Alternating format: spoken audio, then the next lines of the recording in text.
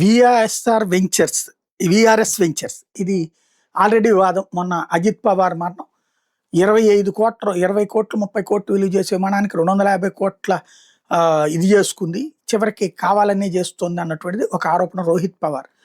అది పక్కన పెడితే వాళ్ళ ఆవిడ మాత్రం అదేం పట్టించుకోలేదు, ఇంతవరకు ఆమె ఏం ఆరోపణ చేయలేదు. శరద్ పవార్ కూడా ఏం పట్టించుకోలేదు, అది ప్రమాదమేనని చెప్పుకొచ్చాడు. ఇప్పుడు రోహిత్ పవార్ కొడుకు, ఇది అజిత్ పవార్ కొడుకు జై పవార్, తన తండ్రి అజిత్ పవార్ మరణానికి కారణమైన విఎస్ఆర్ వెంచర్స్ విమానాల నిర్వహణలో తీవ్ర నిర్లక్ష్యం ఉందని ఆరోపించారు.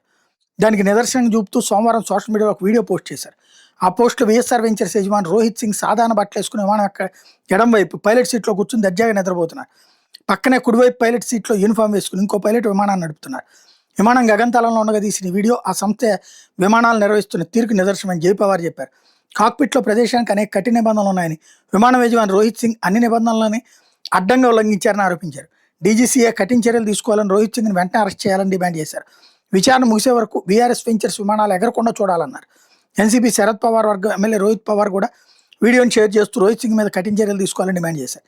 వీడియోలతో స్థానిక పోలీస్ స్టేషన్లో సిఐడి గారిలో ఫిర్యాదు చేసినంత వరకు ఎలాంటి కేసు నమోదు చేయలేదని చెప్పారు. రోహిత్ సింగ్ ఉన్న రాజకీయ సంబంధాల వల్లే అతను అరెస్ట్ నుంచి తప్పించుకుంటున్నాడని ఆరోపించారు.